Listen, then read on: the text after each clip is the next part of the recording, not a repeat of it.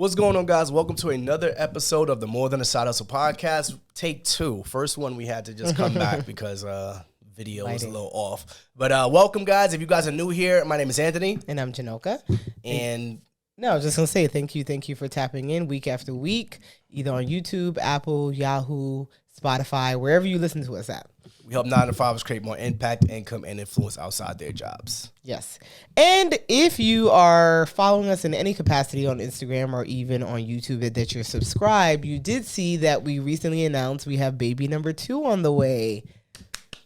Yes, you guys got You had a delay. You're not clapping, you're staring at the camera. I wasn't sure. And we posted a video about family reaction, so be sure to check that out as well. But what are we talking about today? Yeah, so as we're recording this, the last couple weeks, congratulations. To me? What the To hell? us. Okay, why are you looking at me? And this is, and we spoke about this in one of the last episodes as well, but it's super dope that you're able to see what's happening in our lives real time. You're able to see the growth, the trajectory, things that are changed, things are getting, different, whatever it is. Like something changed the lighting again?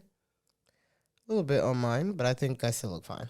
All right, well, we're just going to rock out this time, guys. So Okay. You're watching a video and something just flicker, whatever, no idea what's happening. But you it's get, adjusting. this is one of the things about a podcast, is like we record these live, so there's not going to be me sitting here editing this out. No, you get it live direct. The mistakes, the challenges, whatever happens, you get it. So Wait, before you go into that, I got to read my review of the week. So thank you to Q090875, continued on. She or he said, great podcast. Thank you for sharing and teaching us how to be better. So thank you for writing us that review. We appreciate that. We want to continue to get more of those. Last one was December, and then this one popped up like early March. So appreciate that. What happened in January, February? I didn't ask for many reviews. Well, I'm asking here. So thank you for sharing that. This lighting adjustment is really bothering me It did adjust again. because it got brighter outside. Yeah, that's what it is. It's adjusting with it's like, how the TV, when it's dark, it bright, All right, you keep the podcast going. I got to fix this. Well, we were going to bring up the fact of the fact that TikTok is possibly going to be banned from America. And recently, the vote was a landslide with Congress voting in favor to ban TikTok. They basically said that either the company sells it, I guess to us being America, or it will be banned on all like Apple, Google Play. You won't be able to purchase it anymore.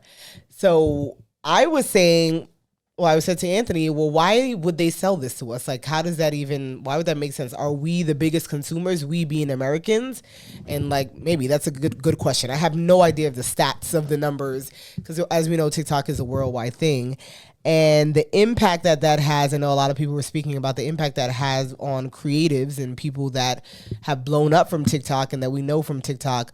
What does that do to them and their following? The hope is that they have built things outside of that, or that they at least have a YouTube or Instagram or just other ways, email lists, that type of stuff, that people can tap in with them.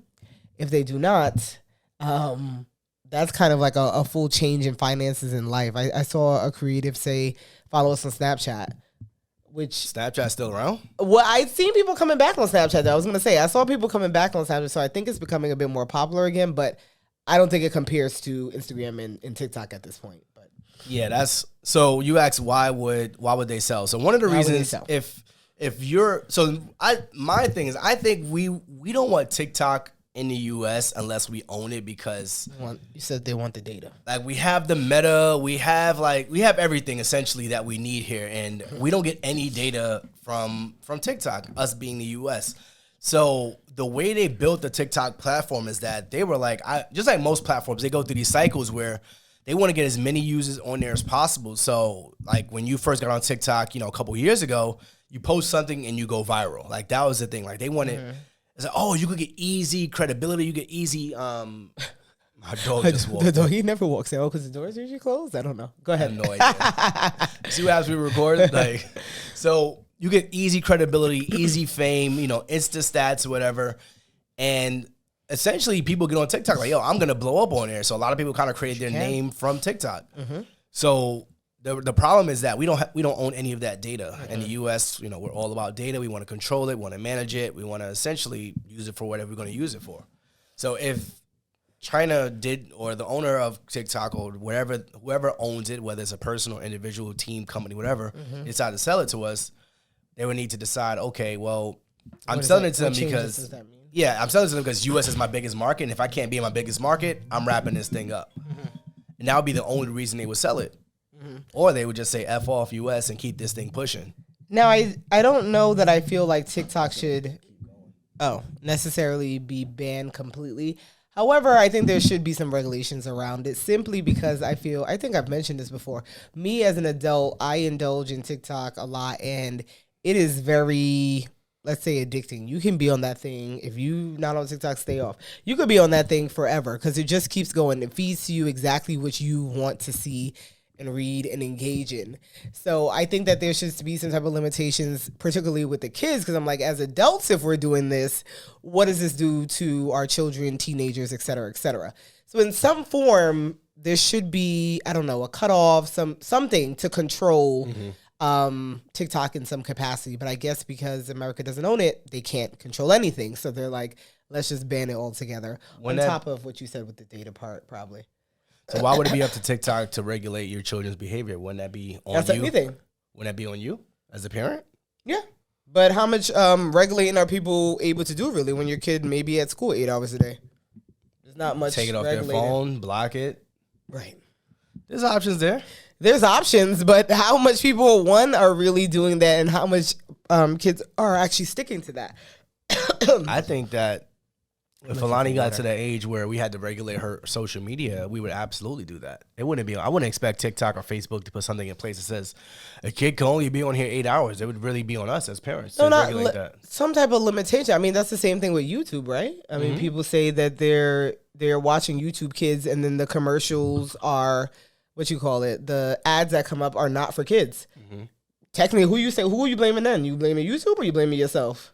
I'm blaming me because if you go to YouTube for kids, YouTube is kind of regulating a little bit, but you could set parameters on if you want to pay for not having commercials, you want the YouTube Premium, you want all this other stuff. So I think as parents, we would have to regulate that more than the application itself because things are still going to slip through and you're going to sit there and blame TikTok? Not forever. I don't agree that it's all on them, but I feel like because of the way the platform is set up, it still should be something in place for kids because that's another thing. How many people are children on their platform compared to adults or like young adults, if you will, 18 and younger, all that type of stuff. So that's just a conversation. I don't feel like they should ban it because I actually love the app. I find it to be one of my favorite apps. It's basically Twitter and TikTok for me. But that's where we are at this point. I actually hate it. Well, you don't watch it. You don't hate it. That's a strong word. You don't hate it. I don't enjoy TikTok at all. But you be on it. What do you mean? I send you TikToks all the time. So I'm on TikTok because you send me videos, but I'm not on TikTok because I'm consuming content. I rarely, if you look on my app, let's actually pull it up right now. Well, we can't tell. We're signing on to the same thing. How could you tell? I could go to my app screen time. Oh, and see how long. I actually spend on TikTok. I go through waves. Sometimes it's like, oh, I'm over it, and then sometimes I'm like on it. This week I think I'm on it. How do I go through waves of it. Website and activity, Instagram, messages, mail, X, YouTube, Nike Run, Slack, Facebook, Safari, podcast, photos, WhatsApp. Settings, Is Google that for Maps. This week or in general? Threads, this week. Music, weather. My weather app, I'm on there longer than I'm on TikTok. My weather app. So whatever. If that gives you any indication on my time on TikTok, it says about 5 minutes a day. That's you, but the rest of the world is on it. Not everybody. I understand I'm on my weather app longer than I'm on TikTok. What are you doing? Checking just to run, probably. With the weather app. But either way, that is what's happening in the world on TikTok. And let's see. Let me go. What are we talking about today? So we were going to be talking about, so this month, March 12th? March something. 2020 was the year that, the month that everything changed. The date. Everything changed for the world. The entire world. So we just wanted to discuss what has changed in our lives or the world since the pandemic started. And you were like, what happened in March of 2020? The pandemic happened. We are 4 years after. It's kind of like, at least for me, similar to like September 11th. Like you won't forget it ever. You remember where you were when they announced it, so on and so forth. So, and what reminded us of this, well, what reminded me of this was, if you guys watch the NBA, Rudy Gobert is always the dog, the taste, the monkey, whatever you want to call him, the test dummy for this month, for the rest of his life. So he got injured, and they was like, March is just not his month. I was like, wait, what? I was like, what does that have to do with anything? They went back, and I was like, oh yeah. So if you guys don't know, he's a player in the NBA, and this month he was literally the indicator of the pandemic. Now, I want to give you guys some context. So, the pandemic in the U.S. was not a real thing, quote unquote, because everything was still happening. So, the NBA, sports, everything was still going on, right? Rudy Gobert, he was on an NBA stage doing his interview, and they were talking about the pandemic, and he literally coughed on the mics as like a joke, like, yo, pandemic, we're all healthy NBA players. He coughed on the mic, like literally as a joke. I mean, it's just nasty, first of all. Number one, nasty. He's also in not from here. So his sense of comedy he's not? Okay. might be a little bit, last name Gobert. I mean, people have last names that are born here. What like do you mean? Hartzog, right? Yeah. So he literally coughed on the mics. And that next week, the NBA was shut down in March. That was when we said, okay, the pandemic is real. And he was like the indicator of the pandemic in the U.S. because the NBA shut down right after that. Well, I just think about, I think we'll always got COVID. Look at, well, who didn't get COVID, right? I'm losing my voice on that one. I think we'll always, it has changed how maybe we view people coughing. It has changed how we view sickness. It has changed, the conspiracy theorists went crazy. It just has changed how we operate, I think. Maybe being a bit more respectful of people's space because we're mindful to wear a mask. I think we had a doctor's appointment and Tony was asking, did doctors always wear masks? I'm like, yeah, actually. They always wear masks when they're doing certain things. Yeah, because that's how they protected themselves. And Asians, they wear masks because that's what they know. That's what they do back home. Not every Asian country, obviously, but that's what they did. So now it's like a cultural thing that we wear a mask, maybe if we're not feeling well or in different settings where we're hesitant about things. So that was a shift. Seeing the world actually shut down, I think, was nothing that anybody has ever imagined happening. I mean, yeah, what does that even mean? For me, I felt like it was serious, which is, I think, March 12th, 11th, whatever the date exactly was, when New York shut down. Because if you didn't know, we're from Brooklyn, New York, but we live in Dallas, Texas. And to me, New York doesn't shut down for anything. We always make those jokes, or you see those memes that we was going to school in 6 feet snow. Like, there's nothing shutting down. So if the school was shutting down and sending their teachers home, I'm like, this is maybe bigger than we think. Yeah. And they thought at the time, well, it would just be maybe a few days, a few weeks, and so on and so forth. So I think those are some of the indications of the change when it was all kind of happening, or it was happening pretty quickly, to be honest, in other countries. And then the first person in Seattle had got it. We were actually away. We were in Morocco for a wedding at that time, and the only English channel was CNN. Yeah. And so I had it on, and he used to be like, you have to turn this thing on. I mean, it was all they were talking about. So we're like dreaming about it at this point, to the point that we're like, should we go back home earlier? And I think 4 days after coming back into this country, the world shut down. Yeah. Well, while we were in Morocco, it really wasn't a thing over there yet because we were at a wedding. We was having a good time. But we knew that the shift was happening because the only news station we got was CNN. But we just saw like little dots popping up on the map. Oh, first case here, first case here. People were like, it's nothing more than a common cold. So what are we really, going crazy over? But the challenge was when you saw people getting hospitalized, and it really got scary when hospitals were like, we're overran with patients who have COVID. And it's like, okay. What is this? Like, what is this, number one? Is it a cold? Is it not? Is it a respiratory? Is it stopping your heart? Is it stopping your lungs? And then we had some cases where in the U.S., it was like, oh, yeah, now athletes are getting COVID. So first it was like old people, overweight people, right? It was like just people who were on the extreme spectrum. You're extremely overweight or you're extremely old. Your immune system's low. And then we saw athletes getting it. So when we saw NBA players, we saw soccer players getting it, and they were becoming sick, we was like, okay, anybody can get COVID. Yeah. It doesn't just because I think in America Yeah. you put athletes and celebrities on a different pedestal. I don't know if they do that everywhere, but it's kind of, they're not untouchable, but they have means to more things than we do. Yeah, you see a celebrity get it. So It's like, so it's like if a celebrity could get it, then what's the hold up? Hey, we about It's to just waiting for me. exactly. So when we saw that shift start to happen, then we're like, okay, we're taking this more seriously. Because for me, I'm like, oh, I run, I work out, I'm healthy, Yeah. like I should be good. But then it was like, okay, if NBA players, they run, football players, they run, all these players, all these athletes are getting it. Now I was like, okay.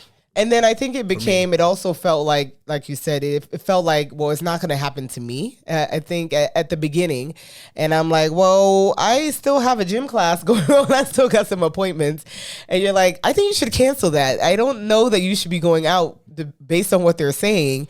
So it took a while. I don't know if this is for everyone, to kind of catch up and be like, okay, this is real. This is not a game. You need to keep your butt inside.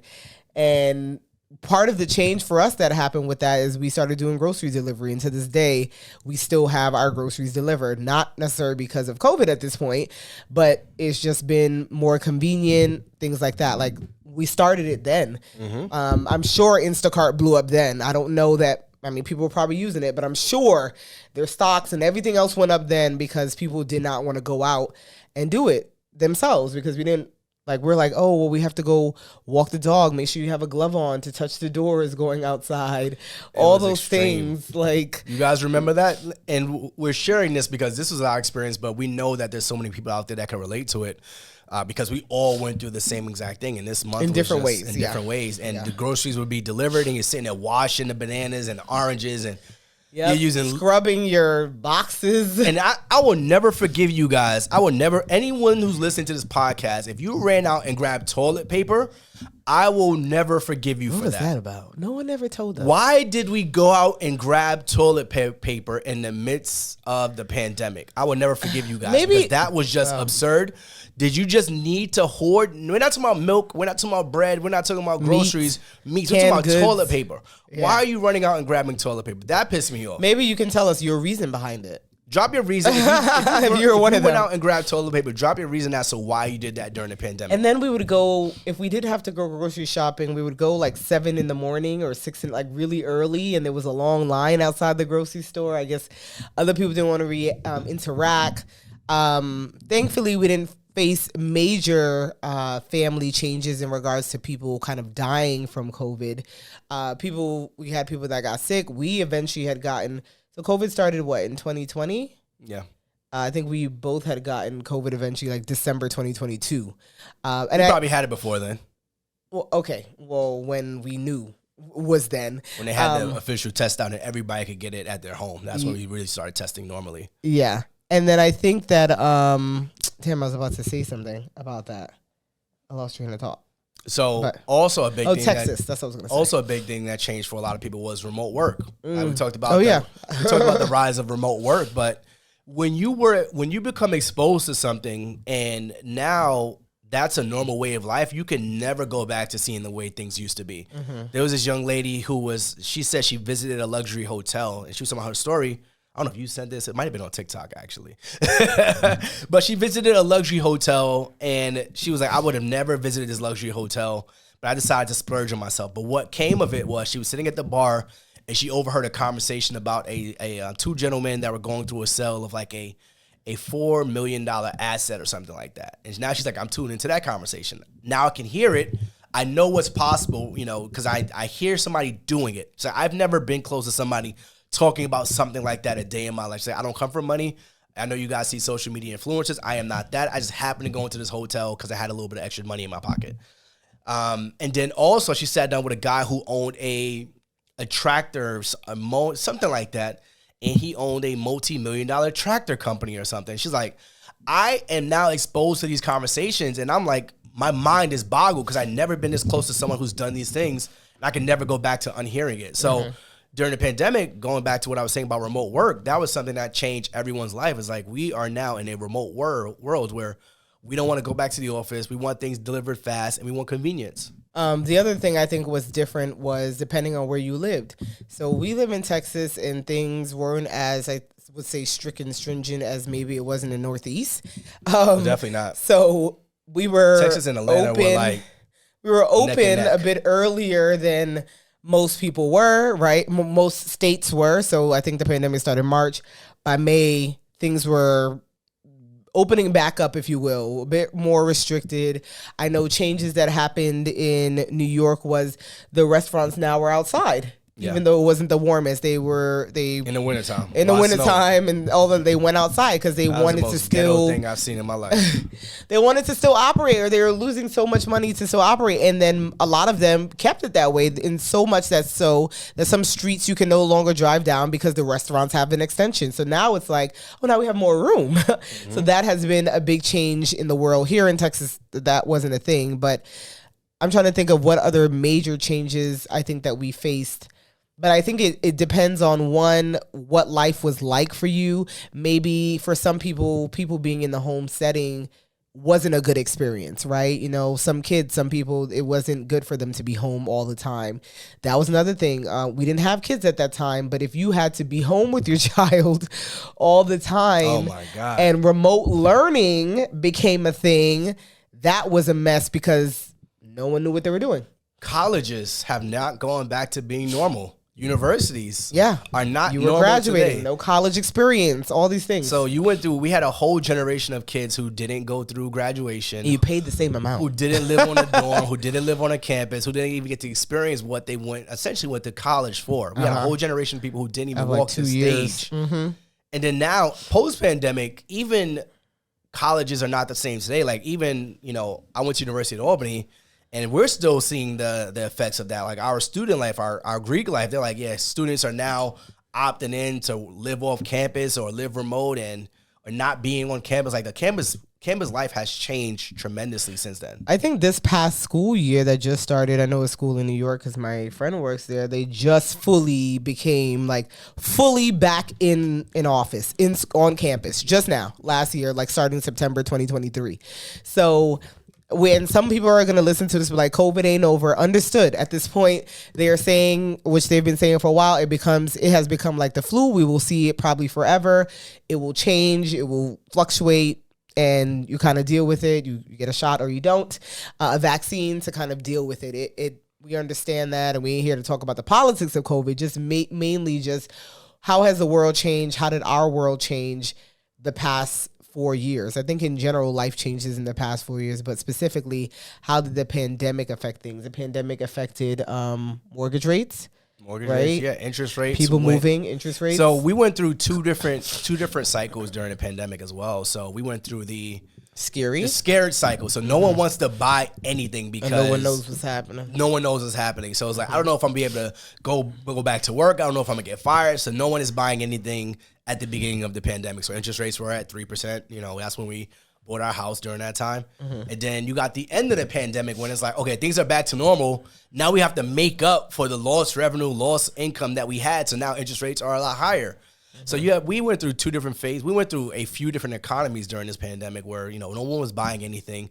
Everyone's fearful for their lives. And then you got the greed cycle where everyone... They're like, oh, we back. Now we have to make up for what we lost, and now we want everything. So we went through that as well. So we got our house and we got some real estate during that time. And then at the end of the pandemic, it was like, okay, we slowed down. So that was a huge shift for a lot of people as well. Just that fear cycle, and then going to that greed side of things, where it's like we lost out on a lot of time. And then travel is not the same today. Oh, travel is different. A year after the pandemic, prices were really, really high at one point, and prices were really low. I think because they wanted to get people back in, and then it became like, whoa, this is the highest we've seen it in years in regards to airplane flights and things like that, and hotel. So all of that, I think, impacted us. So I wonder now, inflation. I wonder now, for our kids, how will it impact them in the future, or has it impacted them now? And I think for the past 2 years, so when we had Alani in 2022. So when I was pregnant, going through the whole process in 2021, you couldn't go to all the appointments. No. Only what they consider major ones, checking it, 20-month scan, and delivery, essentially. Other than that, I had to go by myself. Things are different now, but I'm just wondering how else would it impact? It impacted how many people could be in the delivery room in 2022, but 4 years later, how would it impact our kids? I'm wondering at all. I think especially for kids that it'll be a history lesson. They'll know about it. Kids that were raised in the beginning of the pandemic. They call them COVID babies or pandemic babies. That's one of the things. They might have learning challenges, or they might have speech challenges because they weren't really talking to anyone, attachment issues, sleeping issues. So there was a bunch of challenges there. I'm really hoping that this episode doesn't get blocked on YouTube. They be blocking stuff? Who knew? If you say something, if you use a word too much that kind of goes against, we use a word here a lot. So you should just say vid? Yeah. Or CD. I'm 25 minutes into my podcast. You telling me this now? Just thought about that. Okay, so I'll just say vid if we say. So anything. Yeah, those are some of the changes that definitely, and I want you guys to think about that for your life as well. How else would you say that our life has changed? We spoke about the world changing, but any other way that our life, or like our business, kind of fluctuated during that time, but never really took a big plummet just based on the way that we run our business, essentially. And so cleaning businesses were labeled as essential during the pandemic, so we were able to still clean houses. People became germaphobes as well, which is actually a good thing. So the cleaning industry took a huge boost. It was a huge boost, but then a lot of people who couldn't adjust to clients canceling or not having clients on the books or having cleaners, they had to, sell their businesses or close down. A lot of businesses in general during the pandemic had to close down because they couldn't sustain during that time. But we were fortunate enough to be able to sustain through that. We just cut back on some expenses. Like we had a VA service at that time where like we can get the phones. It's not really ringing. The phones aren't really ringing as much. And so we cut back on expenses in some places, marketing, that type of stuff with the business. But it was able to sustain and kind of take off once I say open back up because whatever that really means here. Yeah. Any other way you would say that it impacted us, I guess, in the past 4 years? I just think with the pandemic, it just changed my mindset for everything. It's like, working in an office, now it just seems like people just want us there. Like I knew for a fact that during the pandemic, when we were closing down our office and our teams, when I was working at my job, when our team stats actually went up, meaning we were doing better, and they were still trying to find reasons to come back in. I'm like, oh, it's not even about working remote. It's just like you want us to be physically there. Well, because remember, a lot of companies, they were losing money on the real estate that they were renting. You already lost the money. But they're like, come back in to make me feel better. You're trying to fill an empty void because this building's empty. But at the end of the day, the stats are better. We proved it. And it was like, Anthony, you still got to get your team back in. It was like, okay, here's what it is. So that would be a major thing too. I just had something and it kind of left my mind. Damn. It was on those lines about working. But either way, if I remember it, I'll say it. So yeah, for us, like we said, the grocery change has been big. We bought a house since then, that type of stuff. So yeah, that's it on my part then. All right, guys. Well, use this month to just kind of reflect on changes for 4 yourself. years is a long time. We are out of it at this point, but I think March is always just that reflection moment where we're like, damn, the world really shut down. Yeah. Oh, that was going to say, that was the last thing that I've seen. People have said, about doing things and moving forward, either in business or in life. But what if something like the pandemic happens again? I've heard people kind of use that, not as an excuse, but something to stop them. I don't know that we can ever guesstimate that again. So I don't know that I would ever try to operate my life in that way. I mean, anything can happen, right? Earthquake, fire. I mean, we don't know. So if you're thinking of life in that way, I understand to be hesitant, but more so maybe be more prepared, if anything. Like if I didn't have an emergency fund, then maybe I'll know I need to have one because I ain't like that feeling of not knowing what was going to happen with my job, economy, so on and so forth. So maybe being more prepared versus like, I'm not going to do something because this could happen again. That would be my only thing. So keep pushing in your day, keep pushing in your life, and keep pushing forward. Have a good one. Thank you. All right, guys. Appreciate you guys tuning in. Make sure you like, subscribe, but then more importantly, share this episode with one person because the more people we reach, the more people we can teach and help. Take care. All right. Later.